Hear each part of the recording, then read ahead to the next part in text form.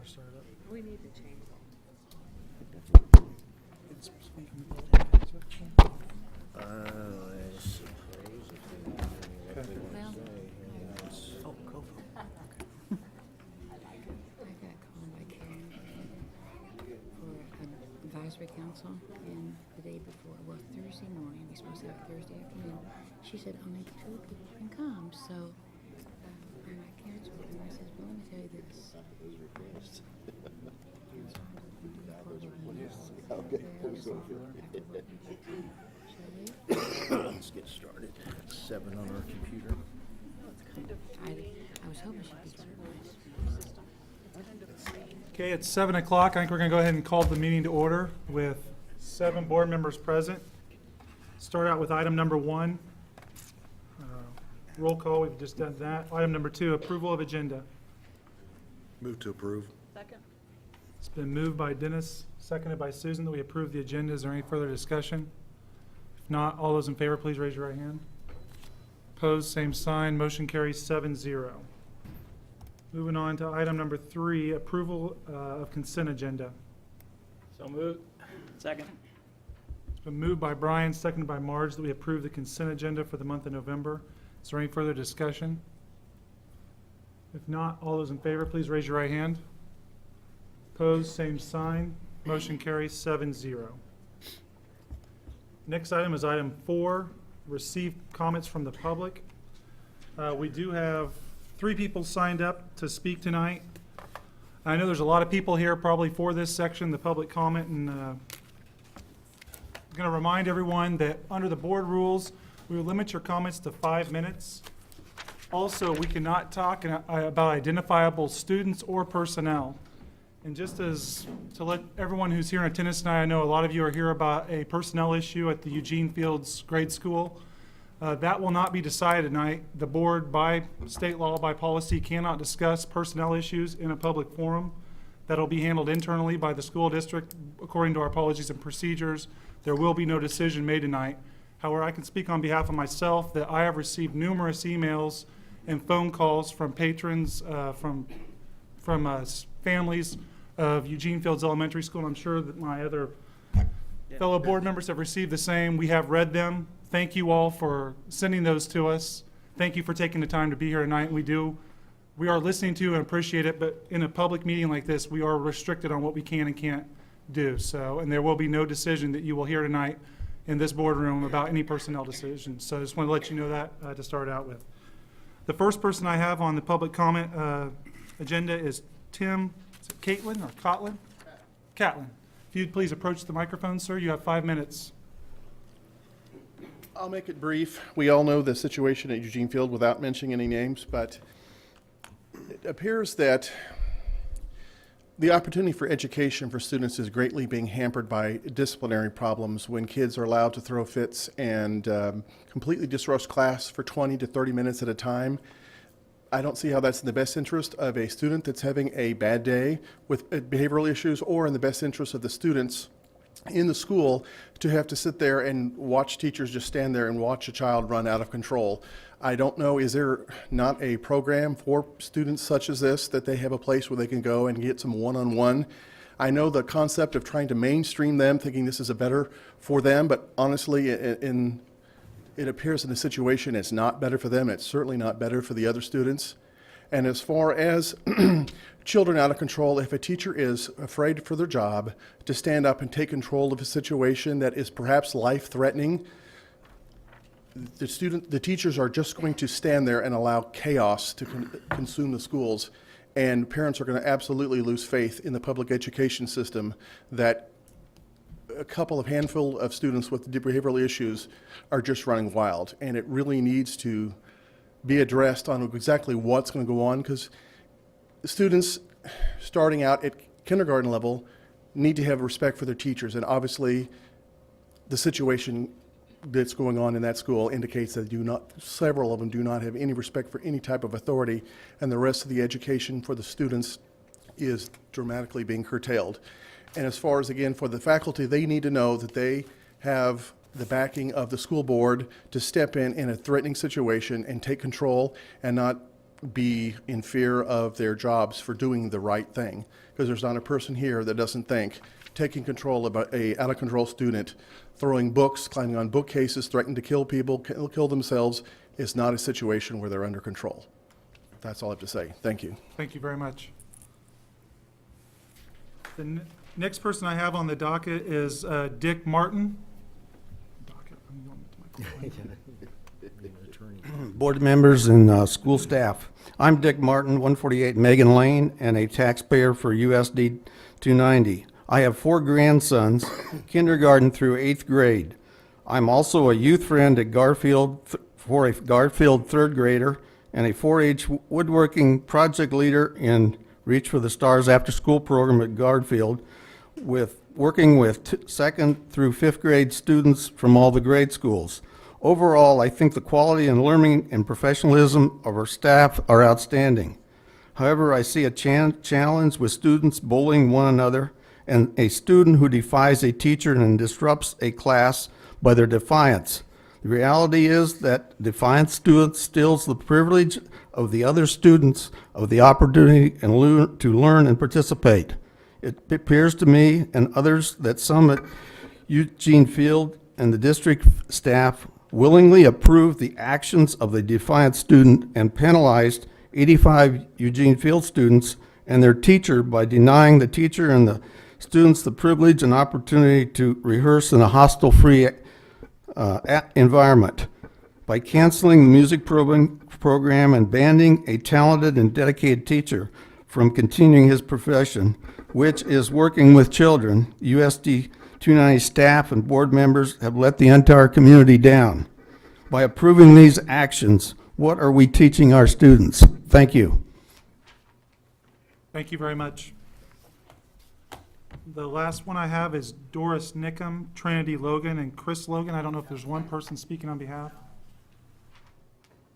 The rest of my people will, my grandson and I. If you please step up to the microphone. You have 5 minutes. Who's this? I would just like to say that I know what the situation is, and without mentioning names, I do know the individual who is the teacher, and I've never found him to be anything but absolutely wonderful with the children. And he's been a fantastic influence on the kids. But there is a situation where there are kids in the school system that are out of control, and is there a policy or a group of actions in place that the teachers are allowed to do without putting their jobs in jeopardy? Right now, what's in jeopardy is the education of the other kids, the safety of the other kids, and a fine man's career. And we are all here to support this fine teacher. And now my grandson would like to say a few words. I had known this individual for a good 6 years, and he's tolerated other students, and he has been just a great educator overall. I mean, he's just had a lot to put up with, and I just think that if students who are disrupting other students' ability to learn, that they should at least be separated from other students to help just help all the other students here, and just okay. Thank you very much. Appreciate it. Is there any other names? Moving on to 5, reports and presentations. 5.01, special education. Cindy Gary.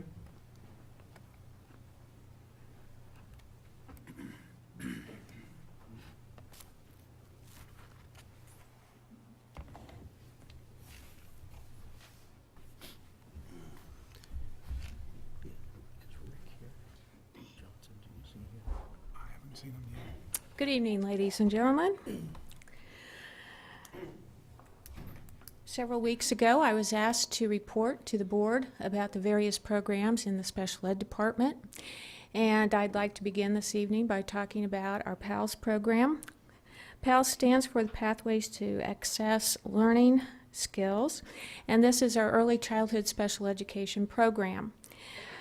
This year we have between 25 and 30 students who receive a variety of services ranging from speech and language only to services within the PALS classroom, which this year is housed here in the central office. We've had a good time watching these little ones come and learn all about school and learn how to walk in line and go to recess and come back and get busy with the business of learning. A little bit later this evening, you will hear a report from the other preschool teachers as well as an SNation and how they are integrating services for these young ones. And so I'll let that occur when it does. But we are delighted to have these youngsters learning about school and getting ready to learn as they get to kindergarten. In resource programs throughout the district, we have our teaching staff becoming accustomed to the MTSS process and everything that is entailing, and the adjustment of IEPs and so forth for the Tier 2 and 3 interventions that are taking place. We continue to offer a wide spectrum of services for all students in the special ed department. This will be kindergarten through the high school. And what we mean by a spectrum of services is that we offer everything from consultative services to inclusion services, on to pull-out services for specific skills in reading, math, and behavior. We do have self-contained programs, meaning that students are mostly in the special ed classroom as they learn and grow and develop. We do have available to us outside of those school environment placements at such places as Lake Mary, Marillac, as well as the Gillis School. So we do have a broad spectrum of services that are available as IEP teams consider the individual needs of students and what would work best for their educational progress. With that said, we have a variety of materials and strategies that are available to special education teachers for use in the teaching of reading and math, for times when students do receive instruction in that special education classroom.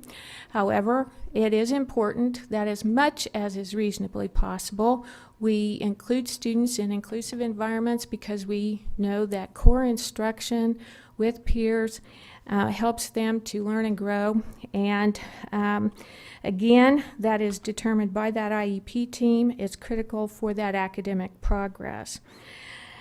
With that said, we offer various kinds of supports to students as they go throughout their day. And again, we, in our special education handbook, have vast lists of things from from situations that are least restrictive all the way to things that are very, very restrictive.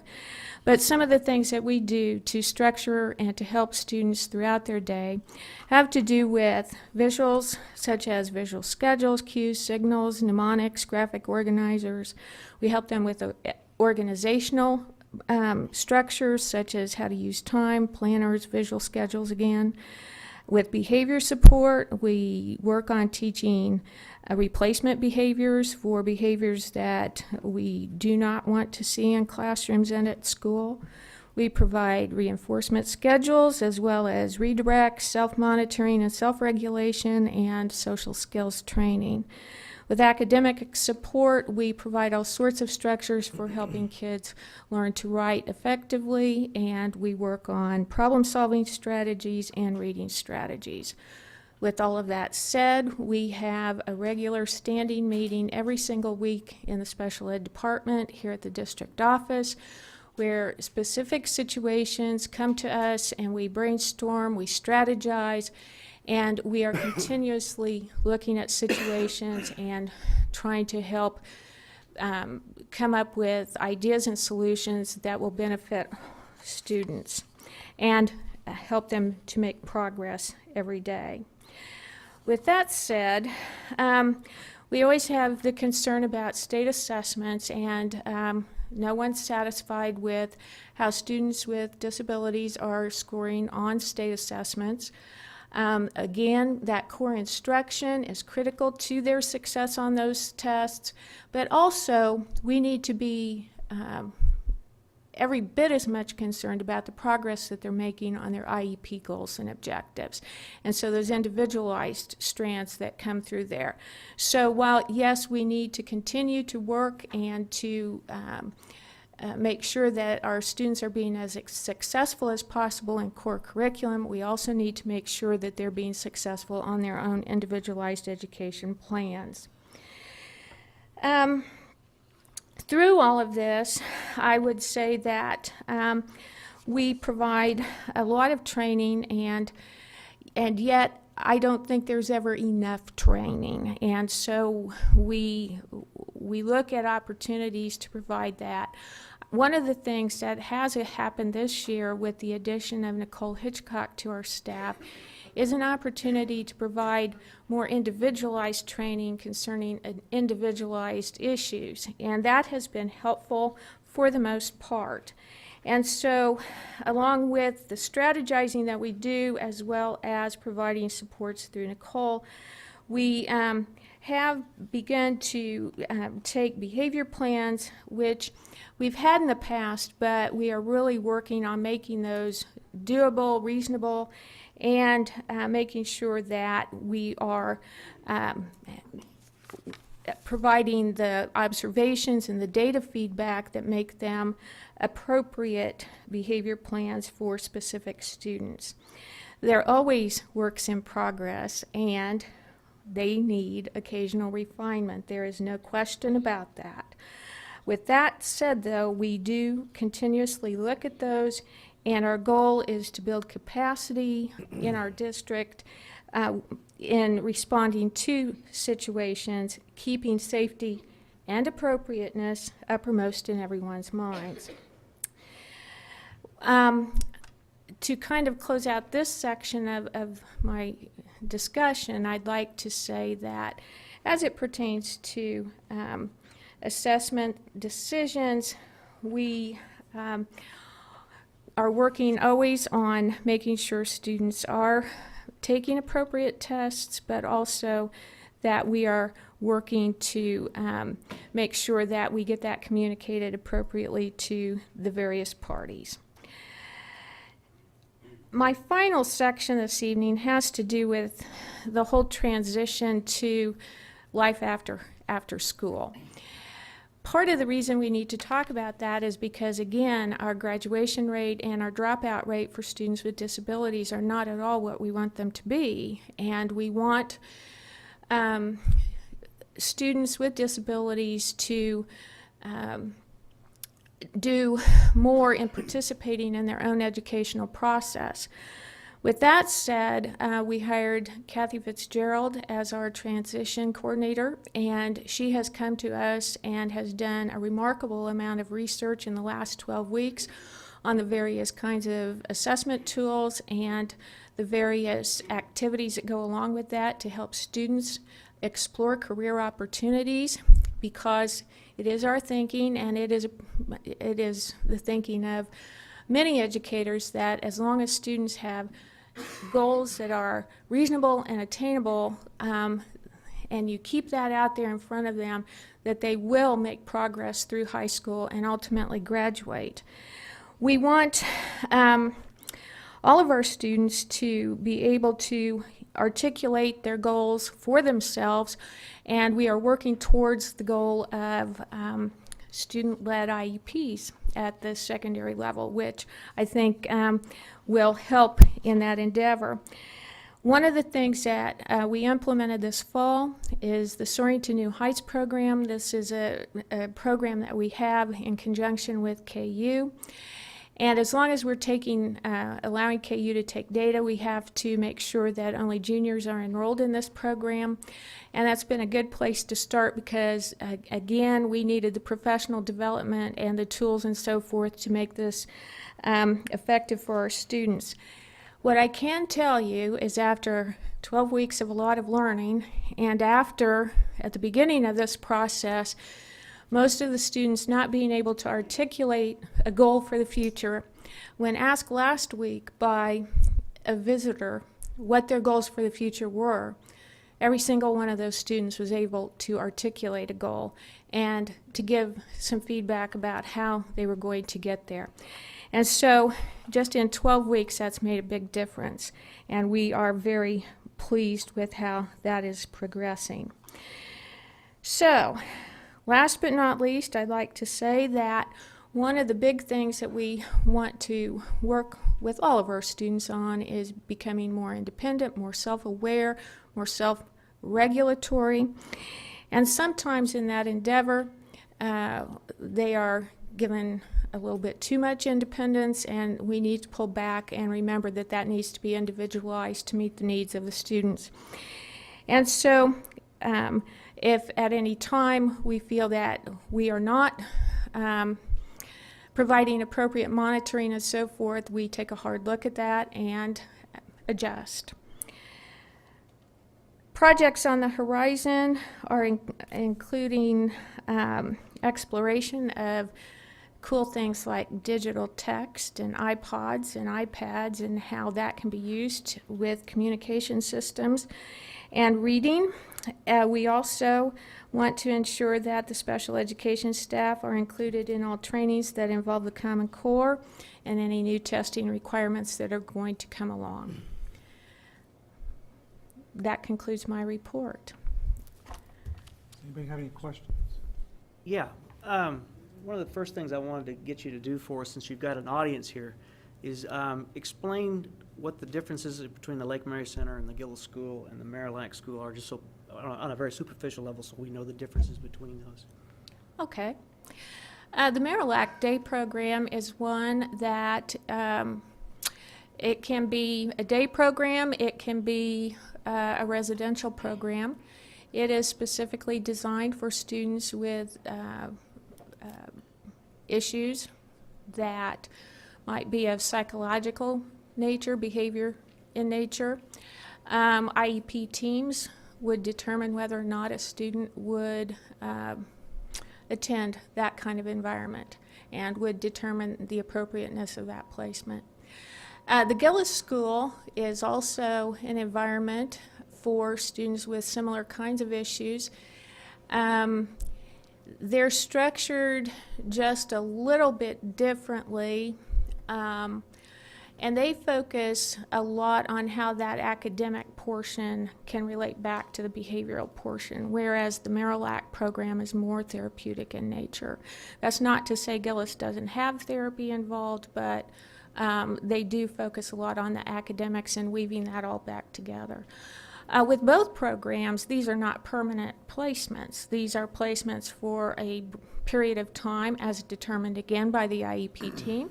And you then have to work on the return. And I want to make sure that if we've had a situation where a student needs to be involved in that kind of program, that we likewise have an appropriate set up for them to return to back in our own environment here. Are those primarily primary grade school or grade school type environments, or are they all the way up K-12? They can be primary, and that's what we generally look at, but it can be definitely for students however old they need to be. And you ask about Lake Mary. So Lake Mary can be for students with behaviors, but actually I think of that program as more for students with multiple handicaps and severe cognitive disabilities. And how does that interchange with COF here in town? It depends on the student and the situation and whether or not there is a relationship between those, the COF. If a student has a case manager or a caseworker at COF, then that person would be invited to IEP team meetings and so on. You mentioned a point that I wanted to ask. At what point do students that have COF case managers, do they have an interaction with the school district? Can the school district connect them with a COF case manager, or is there a total wall between those two? Well,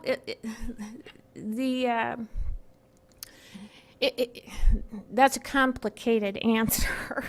It depends. If we Having say, just been through Uh-huh. getting a case manager assigned to one of my kids, I can tell you it is a very complicated. That's why I'm asking the question. right, and it is very complicated. If the IEP team believes that services for transition will be provided at COF, then we must get permission to invite COF to the IEP meeting so that that can be discussed. And so typically, though, we find that many of our students that receive those services or that kind of case management come to us with that. And sometimes their parents invite that case manager to the IEP meeting. And so, if COF were to send somebody around and say, "Do you have students that we can help facilitate with?" How does that get handled? I would have to tell you that, to my knowledge, I haven't seen that in action as far as them soliciting clientele. If they came and asked us, we could not share information with them. We would have to get permission from people to talk to them. So again, the whole confidentiality thing comes to Yeah, play with obviously that. confidentiality comes into play. I just Right. wondered if you had students in that could benefit from case management services from a group like COF. Do you have a way to refer, or do you just not do that? We could certainly provide any brochure type of information that COF would provide us. We could provide to people if they were interested in taking it. But in other words, there's no current way to facilitate that through the school district. No. I'd like to see that investigated a little bit. Okay. On our PALS program, we've got 25 to 30 every year in the program. Do we have a waiting list, or are there other ones that could be identified with funding to be able to add more kids to the program? Because early childhood intervention is beneficial through the whole life of that individual. So Absolutely. We have a child find every month on the first Friday of the month, and so anyone who has been referred or believes that a student, or a little one actually in this case, may have issues that need to be screened. We have a screening process that we put our students through, and if appropriate, then further testing and placement are done. And so our numbers usually start off a little smaller in the fall, and by spring have usually risen. And but we have a pretty good capacity to accommodate students, and so we absolutely, if they need services, they receive services. And then with the question, we're coming up with school finance reform as well as our Medicaid programming, which we kind of look at total dollar spend on kids that have special needs. How do you see that coming in the future as your organizations that support PALS and early childhood development? What are you seeing right now in that process? That's a great question. And as we think about early childhood, I would say that we have got to make sure that as much as possible we have that structure and the services because, well, age 3, we are required to provide services. And so we just absolutely have to have everything in place to provide appropriate services. And we need to access as much of the funding as we possibly can through the various structures that are allowed to us. Well, and that's what concerns me with COF is just their funding being cut, so. Yeah, well, and I know that their situation is they now have money available to assist with case management issues and are looking for ways to help meet that need. If we go back for just a minute, I I know that MTSS is new in the district, and I know that we're still integrating along the way, but are we on a progression from grade level as we're integrating MTSS into IEP programs, or are we doing it on a case-by-case random basis, or how's that working?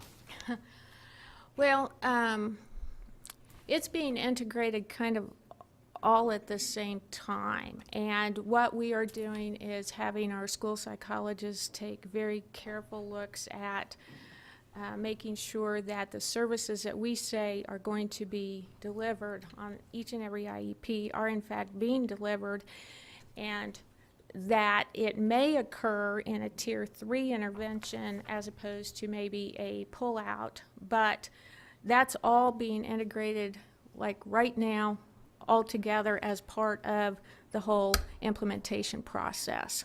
It's very complex work, and it's critical that we make sure we're doing the right programming, as well as making sure that students' needs are being met according to their IEPs. So that's important to us. And are we still able to, via the IEP process, identify what we're assessing the kids on the state assessment so that we know in advance what they're going to be tested on, or are we having to take the full test and then evaluate just pieces of it? Because of the way that students are being tested through Ames Web, we are able to see where they are. We are able to see what needs to be worked on to get those skills developed and more up to grade level, as well as we know what it is that they need to learn for their particular grade level. With all of that working together, then we trust that they will be making progress. And through the Ames Web process as well, we are able to do progress monitoring. And in the special education department, we actually started doing that already last year at all the grade schools. Actually, we started doing it through 8th grade, so that we would have a better idea of how students were progressing, and that it didn't come as a shock as we got closer to test time. That is something that everybody, as they work through the whole MTSS process, that's something that everybody will become more and more adept at, and that's general as well as special ed. It's new material. It so is, and it is a curious. steep learning curve. Isn't it kind of like straight up? Pretty much, yeah, I would say so. One more question. On the behavioral pull-out piece, when you're doing IEPs for students with behavioral needs, are we adapting the IEP only to the student's behavioral needs specific, or are we looking at the behavioral piece in the context of the learning environment as a whole?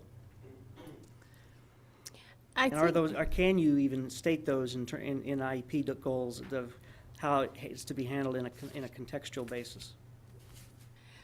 I think as human beings, we do think of it in a contextual basis, but the bottom line is we need to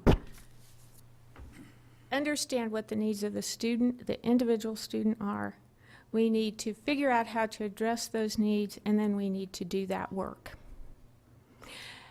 You need to remember that at all times, I believe that common sense comes to play, and there are avenues that building principals always have to take care of discipline situations with all students, including those with special needs.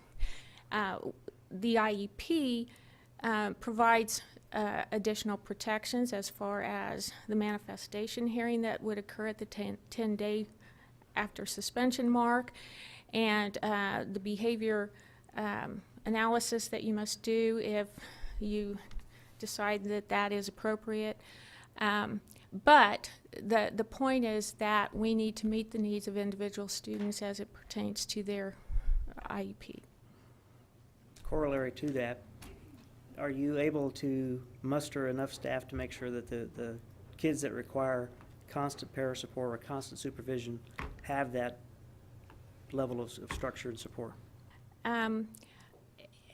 as long as I know that that is exactly what they need, then we work very hard to make sure that that is exactly what happens. Because again, that should be on their IEP, and it is our obligation to meet those IEP requirements. So communication is a big part of this Yes, it is. relationship. Absolutely. The one question I have, Cindy, I know IEPs are just complicated in general, but who dictates the length of time it takes for a student to be identified? Is that dictated by the state level, or is it dictated district from district? Well, again, that's kind of a complicated answer because there are a variety of things that you need to, as far as the whole identification process is concerned. Part of what you need to do is ensure that general education interventions did in fact take place, that we have data to show that those interventions took place, and that no progress, appreciable progress, was made while those interventions were being taken. You know, there is no tried and true rule of thumb as to how long you have to do that. I think that's part of what frustrates people because, you know, you want, well, if I do this for 3.5 weeks and nothing happens, then we know that doesn't so well happen. So that's a critical part, and I think that as we work our way through MTSS and as we find data points along the way, and we're looking at was progress actually occurring and so on and so forth, then, you know, no one expects things to go on in ad nauseum. I mean, people honestly, you know, we need to make sure, though, that appropriate general ed interventions have occurred. Of course, parents can always refer students for evaluation, but again, part of that process is making sure that general education interventions are being done, and so that all comes back to play. Once an evaluation cycle begins, an initial evaluation must take place within 60 days. And so the school psychologist has 60 days in which to put together the various checklists and testing protocols that need to occur. And just because a student has been referred for evaluation does not necessarily mean that they will be determined to have a disability. And even if they are determined to have that disability, it doesn't necessarily mean that special education is the remedy. Often, and most often it is, but sometimes that is not the case. So it's a process that needs to be completed within 60 days. So once referral has been made, there is a very distinct timeline that must happen. But the process really involves 2 or 3 months worth of localized intervention in the classroom, and then a 60-day period. So it could take a semester or more. It very much could. And a lot of students, you know, are placed on what we call SIT plans or care plans, and those are plans that, again, general educators put together to provide students with some assistance along the way, and it depends on what that might be, depending on what the issue is. And sometimes a student will be on a SIT plan and they will find that that's exactly what works, and referral never occurs. Sometimes that SIT plan or care plan, you know, they do make progress, and it gets back to that whole, are they making progress through this plan? And they are, or do, and maybe you go that whole year with the SIT plan and everything's cool, and you just keep going on using a SIT process instead of a referral for special ed. So it just depends. Again, it gets all back to the whole individualized nature of the student. Sure, absolutely. Yeah. Thank you. You want to kind of flesh out the SIT team format and what that is? Again, you've got an audience. It helps for people to hear that. Well, and this varies from building to building and from level to level. If you have a student who is showing some real issues, let's say with reading, and let's say this is a third grader, and you realize that this child is getting further and further behind, and you bring them to the SIT team, and the group works together to develop strategies, and now, because of MTSS, we have the tiered interventions that they take a look at, and these students are typically plugged into an intervention strand of one sort or another, depending on whether or not their issue has to do with fluency or phonemic awareness or comprehension, whatever the case might be. So at this point in time, that SIT team gets together to make sure that strategies are in place, being used, and where the MTSS structure is going now is that they're going to start looking at data points. And what that means is that after we've done this for so long, are we making progress? And if we are, great, we just keep going. And if we're not, then we take a look at that data point and do we need to tweak something? Does this student, maybe instead of the 3 or 4 kids in the group kind of instruction, need to just have one student, just themselves, one-on-one or one-on-two with a teacher? Or do we need to, instead of having this with this teacher, maybe this teacher has another strategy or can work with students with that particular issue in a different kind of way that's effective. I mean, you tweak it along the way. But the whole goal is for students to continuously be making progress, to monitor that, to ensure that they're making progress, and then, if they're not, to ultimately make decisions that might lead to a referral for evaluation. Is Rick here for his portion? I don't see him. Is Rick here? Anybody see him? I don't see him, so. Should we make Cindy be on the hook for Rick's portion, or should I be nice? I don't know if she can or. I want to ask some specific questions at the high school level about students that may be at risk for, falling behind, organizational issues. If you know anything about how the high school is currently handling that piece, what tools are in place for the students and the parents to help keep the kid going? As far as what is happening in the general education world, I cannot be specific. That's no. That's why I was asking if I should put you on the hook or not. I do know that in the special ed world, we talk to, I listed various things that we try to do because Sure. It's really important that those students have all the supports that they either want or need or a You've combination got a lot of tools in thereof. your arsenal that You can bet come we into do. play for a kid that's at risk. Yes. I just wondered at what point are you being tapped for resources at the high school level? I would love to be tapped for those resources. That's what I'm asking. Are you being Absolutely. tapped? Not, I can't recall that I have been recently, but I have offered suggestions from time to time. And would love to be a resource to them. That sort of answers my question. Okay. We have opportunities. Do any other board members have questions? Thank you, Cindy. Thank you very much. Thank you, Cindy. You're entirely welcome. 5.02 Garfield Elementary, Mrs. Wormington.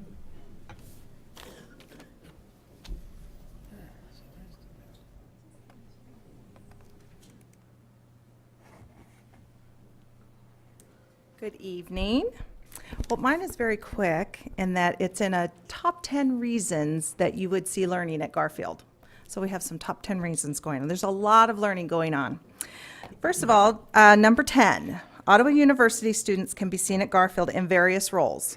We have practicum students, student teachers, work study students, and football players come every Thursday to read to students in various classrooms. In addition to, we had some football players join us at one of our assemblies to talk with kids about healthy choices. Reason number 9, our K-1 Family Fun Night was a success with over 200 students and parents in attendance. The students shared math games and reading activities with their parents before enjoying a pizza dinner. Students who attended also received a book from our library media specialist. Siblings received candy. This night was in part made possible by the support of a generous gift from the Optimist Club, which we really appreciated.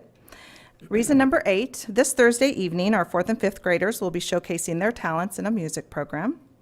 Reason number 7, our continued instructional focus on everyday math core instruction to assure fidelity to the program. Anytime you walk into a math core time in the classroom, you are going to see a lot of learning going on, a lot of different stations that are happening, a lot of individualized and small group learning in addition to whole group learning. Number 6, implementation of the Houghton Mifflin Journeys reading program as our core reading instruction and fidelity to our recommended 90-minute block of reading. There's a lot of reading, there's a lot of explicit instruction going on with our Journeys program, and the teachers are really doing a fabulous job of implementing this with fidelity. They are working very hard and tirelessly to try to make sure that there is every aspect of reading that has been proven, research has proven is important for success of reading, which is the whole group, small group, independent group time. And you'll see a lot of reading, independent reading, and work with the teacher in their small groups going on. Number 5, implementation of the MTSS model using our Tier 2 and Tier 3 interventions and using our universal screen and assessment, which is AIMSweb. Honestly, we have the most amazing teachers here in Ottawa because they have a lot that they are really juggling with a lot of the new things that have been implemented this year. And I am happy to say that our Tier 2 and Tier 3 it's being implemented. We are already seeing success. You know, there's a lot of glitches to work out, and that we're working together, collaborating together to figure out what are the things that we need to tweak. Scheduling, we have every single staff member scheduled in any of their open times other than their plan time to be able to help out with Tier 2 and Tier 3. So it becomes a real concern when I hear that somebody's absent. There may be no absences because it's hard to juggle when a teacher's gone, but the teachers have done a great job, and even that flexibility each day, if there is somebody missing, to be able to switch those groups a little bit so all of our kids are receiving what they need during that Tier 2, Tier 3 time. Number 4, and I say this again, our teachers are working tirelessly for the students' progress, and we keep our students forefront as they are at the front of everything that we do is what's best for our students. Number 3 is we receive Standard of Excellence for reading in third grade, 5th grade building-wide, and in math, 3rd grade, 5th grade building-wide. And I will say our 4th grade was so very close when we looked at their scores. Number 2, our Garfield Vision Statement is recited every morning by all the students to start off our day. Garfield team members are active learners who are responsible and respectful, and I take that very seriously. And we talk with the kids very seriously about that is our vision, and that when we come to school, we are coming to be active learners. Active learners mean we are paying attention, we are doing what our teacher is asking, we are following directions, we are being respectful to ourselves as learners, but we are also being respectful to the learners around us, and we are being responsible.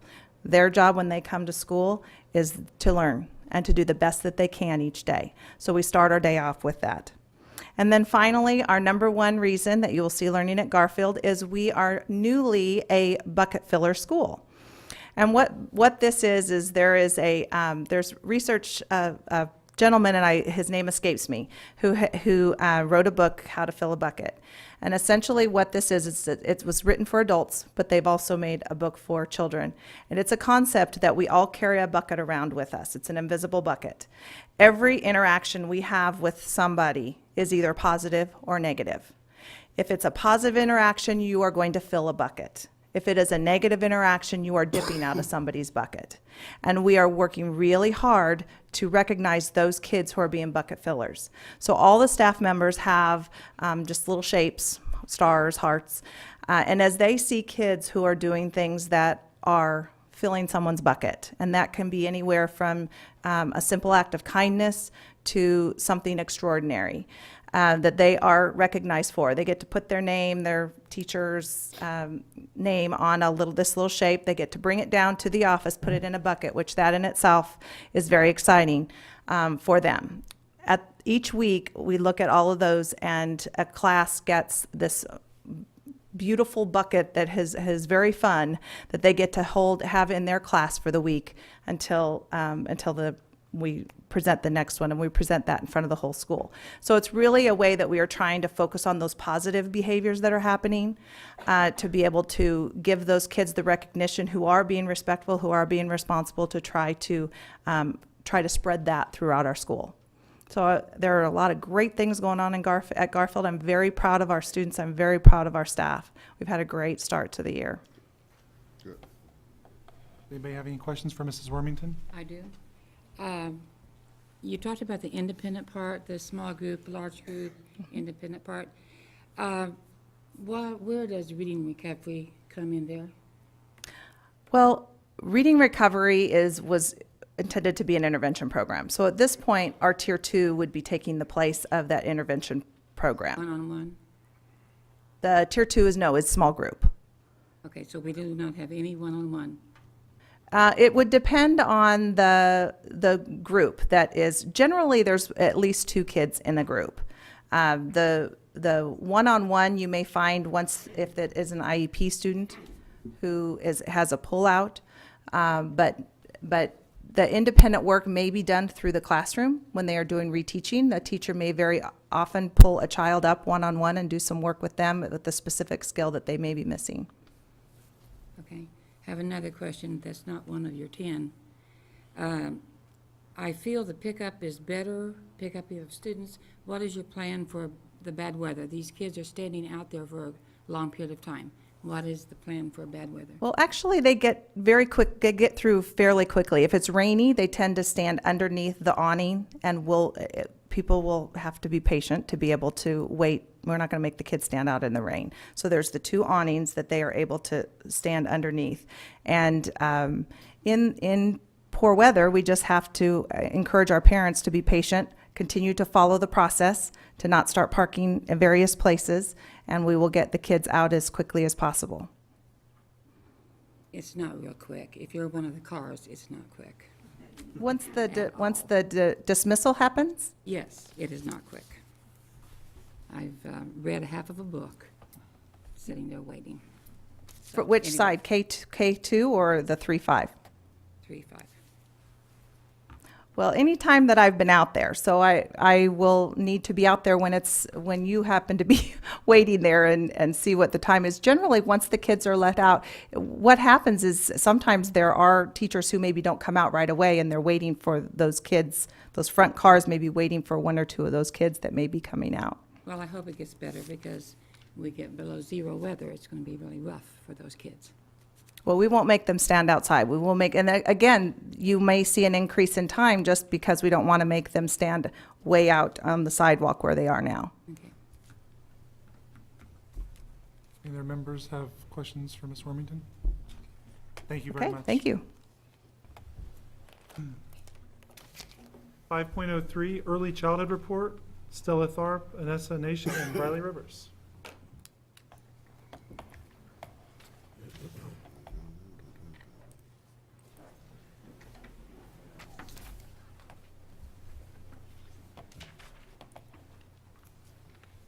Good evening. I'm Stella Tharp from Ottawa High School, the CTEC program, the Early Childhood program.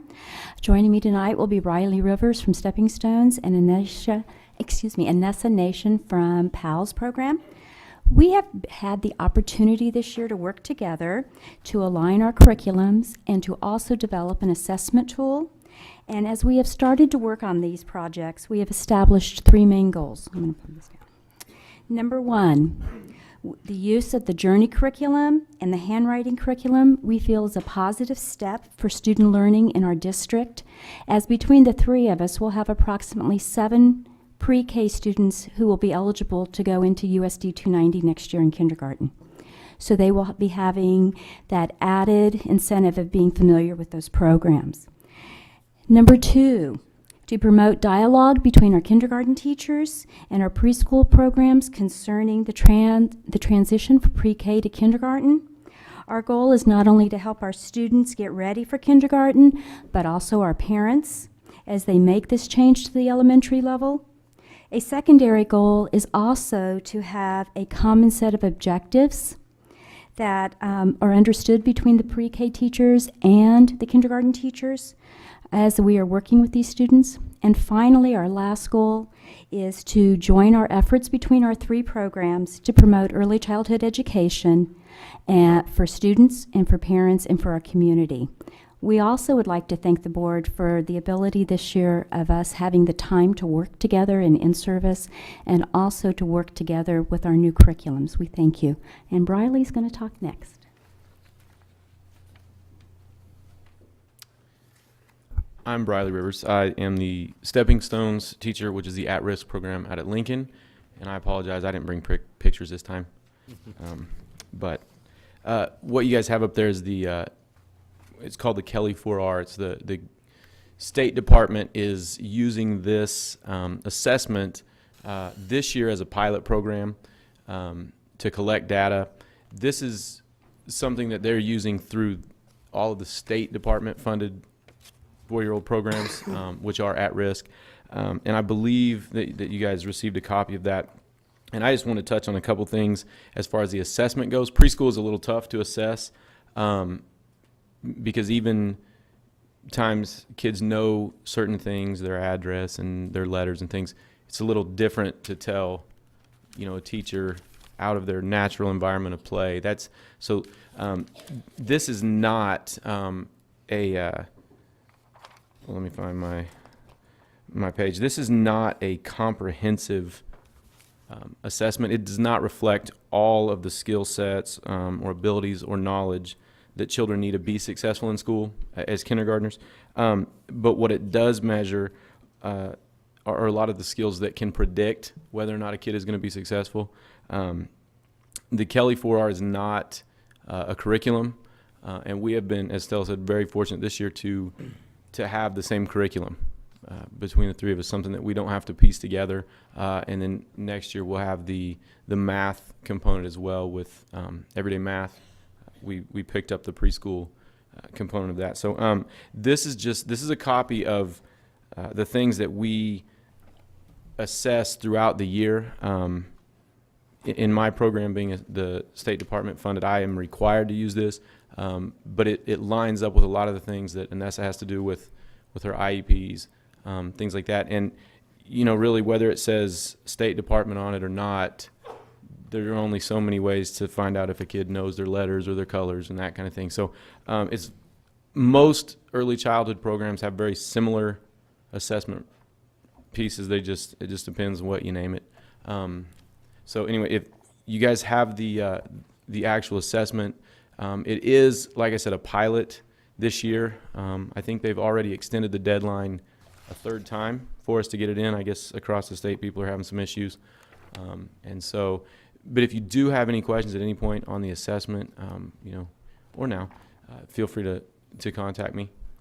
What's been your professional opinion about the new technique and assessment process? You know, do you like it? Are there things that you're going to be able to feedback that you'd like to see changed? Because when I look at this, it's quite lengthy.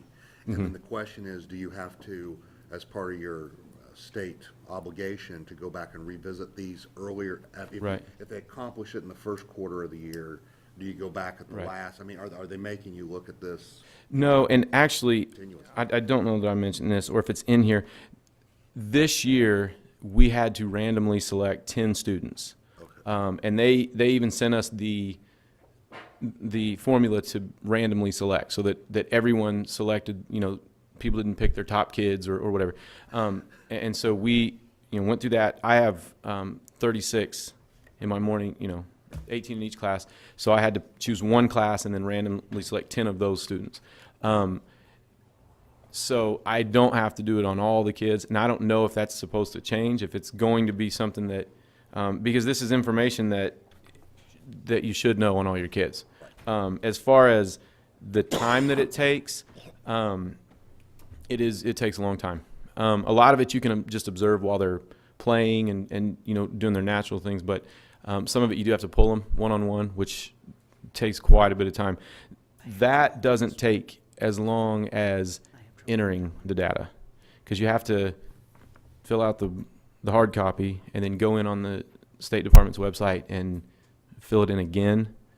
I would like to see them come up with some digital format, whether it's a PDA or something that you can enter it once and it links it and you don't have to, but A simple tablet or something, or an iPad. something that you could sync. That you could actually do real time Mhm. and be able to complete those. Right. tasks And that you got. but as far as a lot of these things are, the reason that we like the way this aligns what we do in our rooms is that these are the things that in an early childhood program, whether it's a special needs or an at-risk or you have typical peer model, whatever it is, these are the things that if 4-year-olds have these pretty well mastered by the end of the year, the predictions show that they will be successful in kindergarten and then past that. So really, they kind of just added a step for what we've already been doing.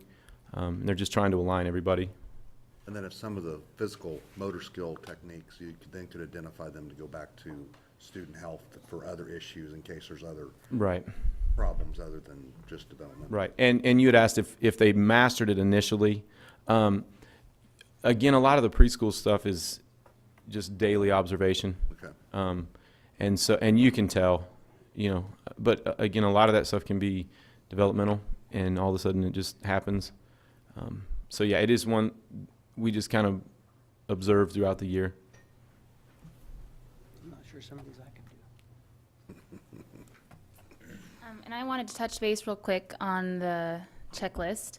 This is my first year using it, and before I had used KELS, which is the Kansas Early Learning Standards. And I just want to say that this aligns really well with the KELS, which is great because KELS is a much more lengthy list than this is, which is good for me. And the also good part is I am transitioning 10 kids to kindergarten this year. So as I transition them, I make them new IEPs, and not only do they have to align with the preschool standards, they have to align with kindergarten standards and the curriculum. And so far, I haven't had to modify any of my goals after talking to the kindergarten or grade school special ed teachers. So that's really helpful. So I am really happy with this checklist so far. And then the second part I was going to talk about is how we've all been collaborating together to try to make early childhood better known in Ottawa and actually Franklin County. We had a fall festival in October. October 25th, in which we had a lot of activities. We had make and take activities. We had a presentation activity where several preschoolers in preschool programs in the town, including all three of us, did little performances with our kids. We had a petting farm, and we had an information booth, and we had a puppet show. And it was just trying to get a lot of people to come in and be aware of all the programs that we have. We had information booths so they could be aware of various things for all the way from infant care to preschool. So we had 250 people come, which we thought was really great. So we were really proud of that. We've also been working really well together to work with this new curriculum because it is a lot different than what we've done before. But we've been meeting and we've been talking about how we're modifying them. Obviously, my classroom will have a lot of modifications compared to maybe Briley or Stella's, but it's been working really well. And then the last piece, what was I going to talk about? Huh? Oh, yes. Sorry, sometimes my mind blanks on me. We're all a part of the Franklin County Early Childhood Coordinating Council, which doesn't work with just Ottawa program, all of Franklin County early childhood programs to kind of make everyone aware of all that we are doing for our children so that we can have more children be identified and be referred, and so we can give them services as soon as possible. So, any questions? No? Okay. Thank you. all very much. 5.04, board reports. Do we have any board reports this evening? Carol? Go ahead, Or Susan. Susan? We had the middle school site council. I guess I would stress that Mrs. Schaefer provides us a report of everything that goes on the early release days, and they're using their PLC time. She discusses all the different core subjects and the special subjects and the issues that they're attacking. We also reviewed their MTSS strategies and the timeline for full implementation of that at the middle school, and how they're going to be doing their educational days and how they're going to integrate that and not have everybody gone with a sub in one day. It's going to have to be a staggered process to get everybody through there. And the other thing that I noticed from the site council is with all the reports that are given, there's a lot of good coordination that occurs between PTO and all the other groups that are going on at the middle school, and so it's a productive meeting, and I think things are going fairly well there, or at least she feels like they are, so we trust her to do that. That's all I had. Thank you. Daryl? I did take the opportunity today to visit the Adult Education Center facility on Main Street. I know we've discussed this before on their possible wants and needs for the future. This was just a facility walkthrough, and the lighting is very poor. The resources that are available, it's very tight spaced. And I think we need to keep in mind and be aware of their facility needs and with their increasing enrollment as we approach the future. I have a couple. Okay. Along with the adult ed, I had a phone call Thursday morning to remind me about a meeting that was supposed to be Thursday afternoon, and there wasn't enough interest of the advisory council to be there, so it's being canceled. And at that time, I resigned as the adult advisory council person. I've been on for, I don't know, 5-6 years. And so if anybody's interested, they can contact Dean or Karen or whomever. I also went to the Eugene Field Site Council on November 8th. They are planning a fall festival, which I have written about in the paper. And it's basically to get parent involvement. And I think it sounds like a really exciting day. It's going to be that day before Thanksgiving vacation in the afternoon. There's going to be learning center times for parents and kids, also some refreshments and things like that, trying to get more parent involvement, and I'm glad you're all here tonight. They're ready to plant the shrubs as soon as well, depending on the weather, and as soon as we know that the cement work is finished. So that around the flagpole, around some of the shrubs died out because of the extreme heat this summer. And they are asking for help from the Cub Scouts, or actually they're kind of been grafted to Cub Scouts and their dads, and they're going to try to find some OU students to help and get those shrubs planted. They were donated by is it Loma Vista? I believe that's the name of it. And they were kind of concerned that the Scouts probably couldn't do the complete digging, big enough holes, and there's several, I think 16 maybe or 17, a lot of shrubs. And I think that's all of that one. Then I went to the ORC meeting, and I'm not going to bore you, but so far the grand total of people that has visited the ORC Center is 6,515. Now, success, I think that spells success. There has been some problems. They have dealt with some problems. No one under 15 or 16, I forgot which, 16 can go upstairs and use the machines because there were some little bitty guys trying and falling and et cetera. So it's sort of, they just have to, as they go, see what's going to work. They were really happy about the just pop in, pop up volleyball, basketball, all ages. They were just very happy of the use of the facility. And they had two school out, I'm not sure these are the names of them, the schools out camp. They had a kind of an emergency one on the Friday of Jean's funeral. That one, they had 44 kids. The one before was 20. So they can handle up to like 50 with the present staff, and if they get more than that, they'll have to add some temporary staff. But that sounded like a really good growing program. It's something that we benefit from.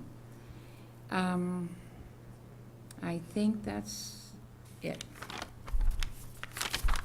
Anyone else? Brian? I ran into speaking of Dean McCauley, I ran into her husband today, and he wanted to express another debt of gratitude for all that this district has done for his family over the course of the last year and a half, 2 years. Specifically, he mentioned Dean Cack, Kim Sidwell, and Carmen Schaefer. And he said that he and the kids are doing well. It's been a little struggle for the kids, but they're doing, he said they're doing wonderful. So, they're doing good. Any other board members have reports? 5.05, Superintendent Katz report. First, I want to talk a little bit about budget news. If the state finance formula is funded the way it's designed this year, the state's going to have to put in about $25 million more into that formula to leave things the way they are when we published our budget and every other district across the state, because of the increase in at-risk kids across the state, plus the increase in overall enrollment across the state. So one thing that we'll be asking our legislators about is going ahead and putting this $25 million into the formula, or we will see about a $36 cut for this year. And that $36 cut, and I'll talk about this a little later, but for Ottawa, that would be about $120,000. And we're preparing this for Franklin County legislative dinner talking points. So I have Central Heights would lose about 22,000, West Franklin 49,000, Wellsville 51,000. So a lot of money at stake if they don't put another 25 million into the formula. Up on what is showing on behind me here now is just a spreadsheet that the Kansas State Department of Ed sent out. This is just a short version of some schools, the Franklin County schools, schools with similar enrollment, and then you can see the big districts at the bottom of the page with Wichita, Shawnee Mission, Olathe, Blue Valley, Topeka, Lawrence, since they're close, and DeSoto. But what this shows is per pupil expenditures it's broken down with capital outlay, how much we spend per pupil for out of the capital outlay fund, bond and interest, which is all of the new schools and projects that we've worked on for the last 20 years, probably not quite that long. The money that's still owed, it's $1,078 per child, and that's where the bond and interest dollars go. But it's figured at that much per student. And then the last column is all other funds, how much we spend out of all those other funds for per pupil across the district. And the total comes out that we spent last year $11,199. That was per pupil, expenditures per pupil. And you can see, I'm not going to go through the comparisons, but this is online along with every district in the state. If you want to do a comparison with anyone else, just pull that up, and they're listed by USD numbers as how they're ranked from the lowest to the highest USD number. But you can do the comparisons. But I thought it was worthwhile information, good to talk about. And the bottom number, Dean, is the average of the group that we have. Yes. So like the average of this subset is 597 for capital, 1188 for bond and interest, and then 425 for all others. Yes, and I didn't bring at the bottom of the other sheet, it has across the state, but yeah, the average out of this group was $12,210, and ours was, like I said, $11,199. So. It is interesting seeing the 16,000 and the 18,000 out there. Okay. What makes that up and how they're getting there and what are they doing to get to that number? Yeah, it is interesting. And typically the larger your enrollment, the less you spend. I mean, you generate more dollars and it's divided out amongst a bigger number. If you look at Spring Hill, which is DO 230, Their enrollment, I mean, they're a very similar district than us, but they have that Insight virtual school.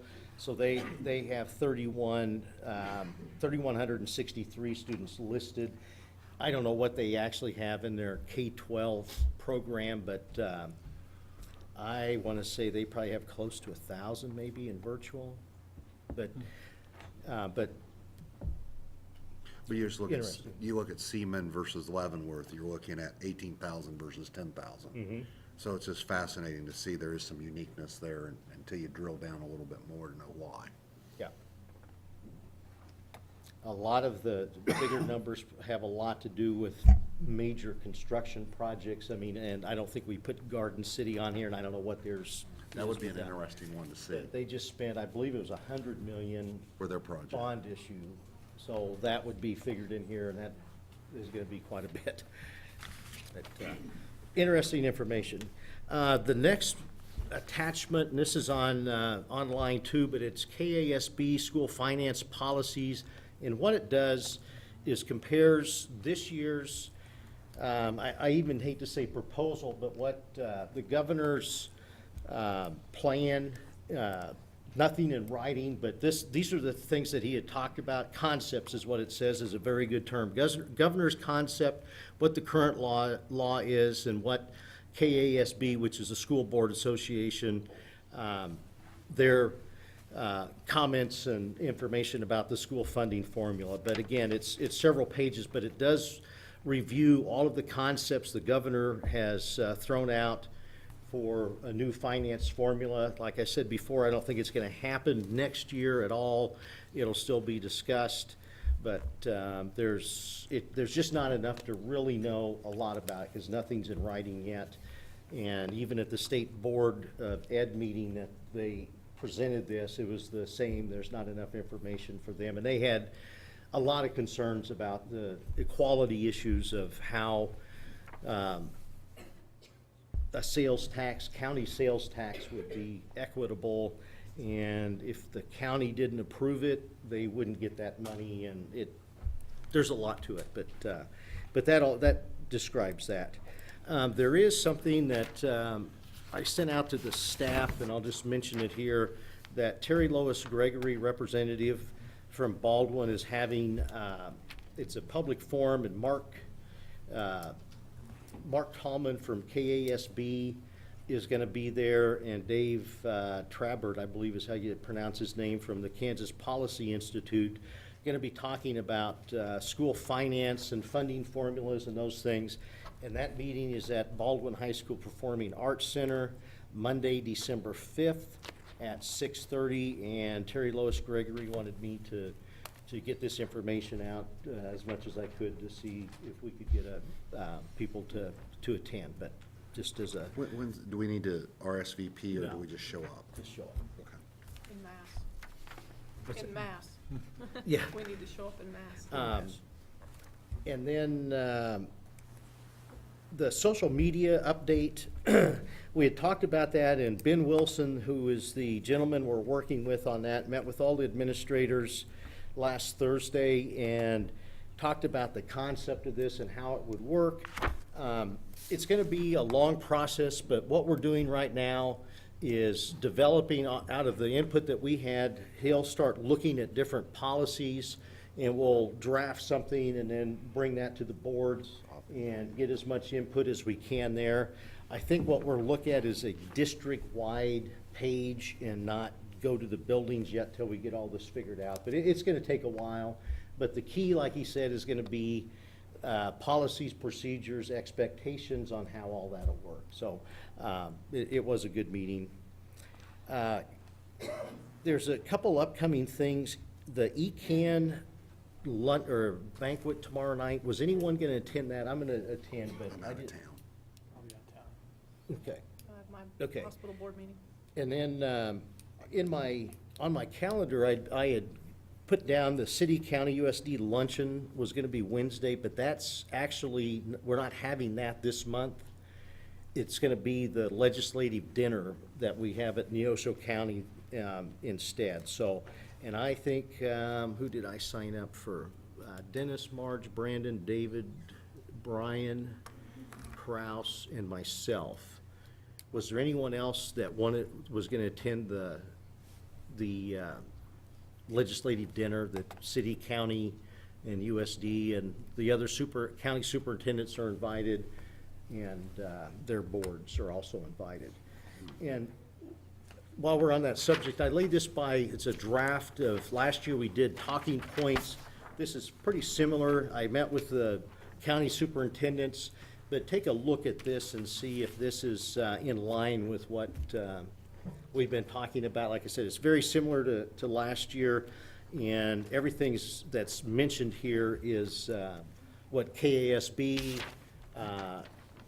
we're hearing that we need to be supporting or encouraging our legislators to support. So if you have anything, I need to send this to the city so they can print that in their brochure or their agenda for that evening. But, KASB convention then, December 2nd through the 4th in Overland Park. Marge and I know are signed up. If there's a form that it was on last month's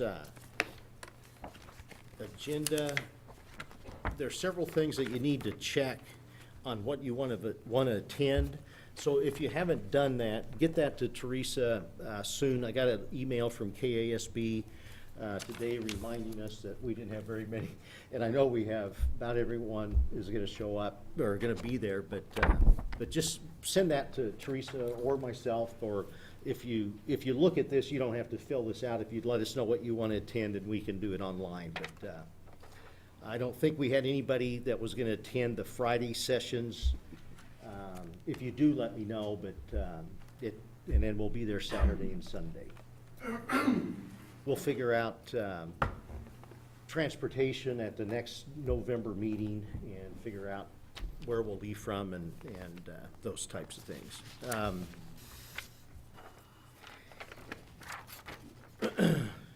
Have good news. There's another list out here of the number of standards of excellence that we made in Ottawa.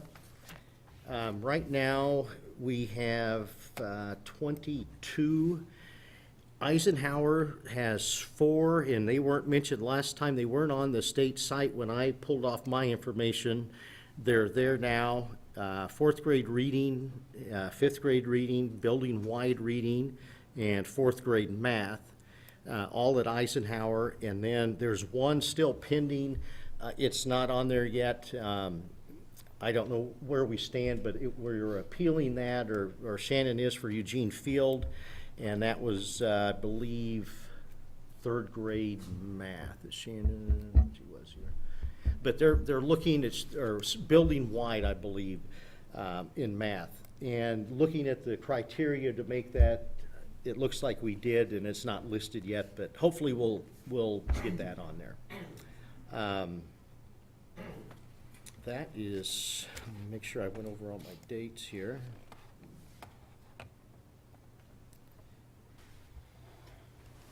Yep, that's my report. All right. Moving on to item 6, policies, contracts, bids, estimates, agreements. 6.01, Director of Operations, Richard Smith, is going to give us a facilities report.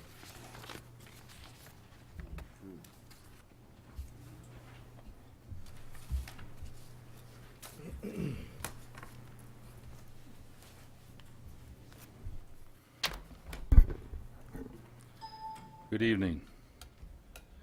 I just wanted to first visit a little bit about our operations department maintenance. We continue to improve our efficiencies every day or every week, and right now our work orders, we have converted our department from a reactionary type maintenance department to a preventive maintenance. Now it's taken a little while to get there, but we've gone from a whole lot of work orders that are called in every day that we need you to come do this now to we average around 20 or so a week of those type, and then we're doing probably 50 or 60 preventive maintenance type work orders every week now. So with those 300 or so work orders that we complete every month, with the amount of people that we have, is a very good job efficiency. The average age of our work orders is down quite a bit. We're down to like 6 days for an average work order before they're completed, once they're turned in. And not only are all these work orders that we complete and do, they're all very well documented. So we can go back and use those as a tool to know when we need to replace belts, replace motors before they go out and cause a lot of other problems. It's been a very good process that we've gone through, and with taking care of the fleet and the buses, and of course custodian maintenance guys are just doing an excellent job. They work hard every day and do a great job for us. But I do have some action items tonight.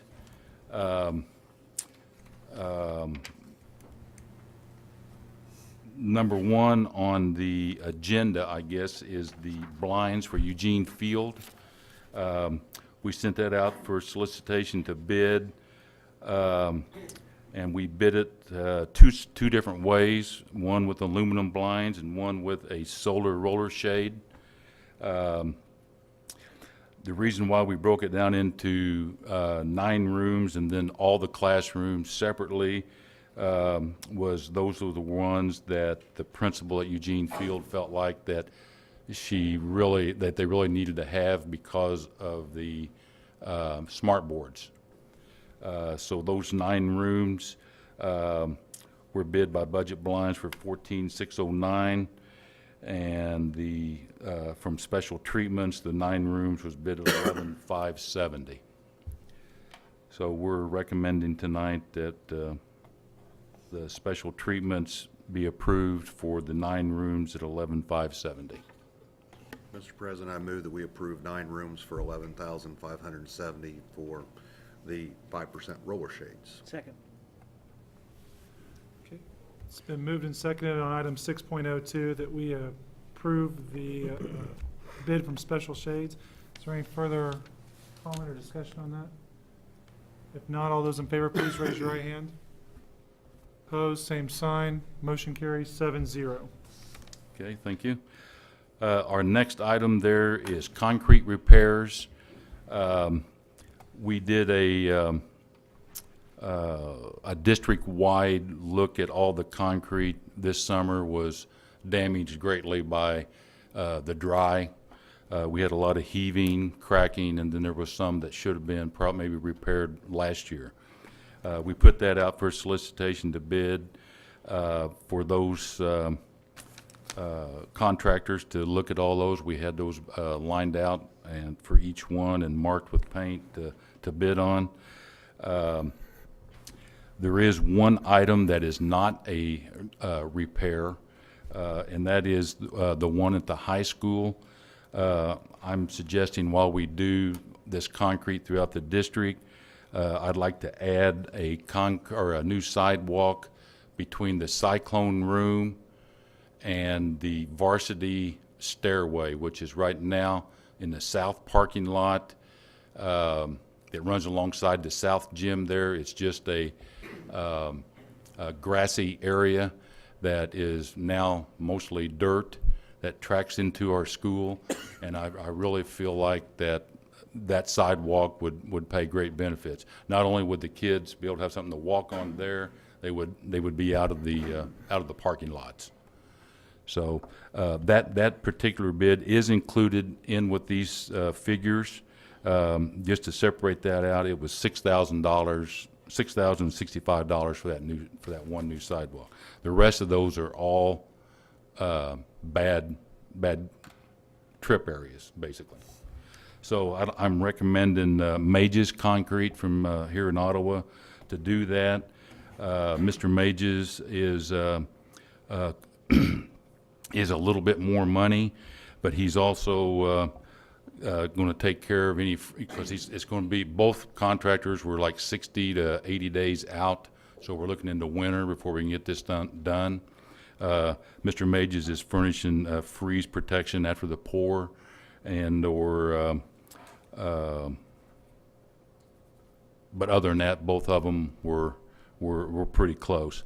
One of the items at Eugene Field was a courtyard that was poured probably 6 or 7 years ago that does not drain properly, holds water like a pond. So they each came up with their own solution of how the best way to do that, and Mr. Mages, I felt like, had the best solution to drain that and not cause a water problem outside of that area as well. So we're recommending Mages Concrete for $40,242.50. So moved. Second. Item 6.03 has been moved by Susan, seconded by Dennis, that we approve Mages Concrete for the USD 290 sidewalk projects. Is there any further discussion? If not, all those in favor raise your right hand. Opposed, same sign. Motion carries 7-0. My last action item tonight is a roof replacement for the bus barn roof and the Ottawa High School. One area that, well, it's considered on our blueprint is called Area C, which is basically the music and journalism area that needs some attention. That roof is not a replacement. That roof bid here is for flooding that with tar and gravel in it to extend the life of that roof that is there.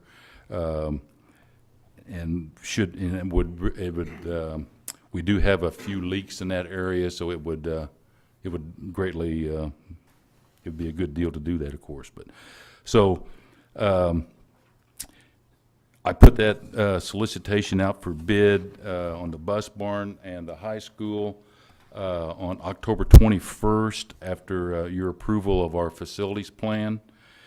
And I had 4 contractors bid on that: George Grow, American Roofing, Boone Brothers, and Delta, all very high quality roofers. And we are recommending the Boone Brothers out of Olathe. For the bus barn was $73,863, and the high school $10,945. And what type of roof are we doing on the bus barn? The same as we're doing on the high school, the modified bitumen with gravel, tar. We got enough pitch and enough. Yes. The water Well, will run off the roof. that's including the styrofoam shaping of the pitch for that. Yes. So moved. Second. Item 6.04, approve roof bids, has been moved by Susan and seconded by David that we approve the Boone Brothers bid for those 2 projects. Any further discussion? Just one question. Are we taking these out of capital this year, or are we going to go ahead and use it out of contingency? These will all come out of capital. The one that we, and we can reclassify if we need to, depending, where we are at the end of the year. Okay. But right now, we'll plan on taking these out of capital outlay. When we did the estimates on the bus barn, we budgeted $75,000, so that came in under. And the high school project, we budgeted $25,000, and it came in quite a bit less. So it's about a little over $15,000 less than what we budgeted. So I feel the other 2 projects, or the shade project at Eugene Field wasn't on our list to start with, but I think There's room to accommodate. yes. So Richard? Yes. What's the timeline on construction or repair? Both jobs are supposed to be done before first of the year, this year. We need to get them done before winter. Will the high school project disrupt the students that are there? I don't believe so. The only thing that possibly I could lose a few parking spots to store gravel when it's dumped. I'm going to try to have it dumped just like the day before we need it, so it would just be a minimum of a few days of disruption. We have plenty of parking. It would be closer to the soccer field. They'd have to walk a little bit further for a couple of days, but I think we're okay. Richard, I know we did some of the high school this year, Yes. and what's the future look at the high school? Do we have more sections to do? Are we getting near done, or? We're not getting near done. Okay. We got quite a few sections left to do, and I'm going to be getting Dean this week an updated list of that building plan, so it'll we'll try to get closer per year.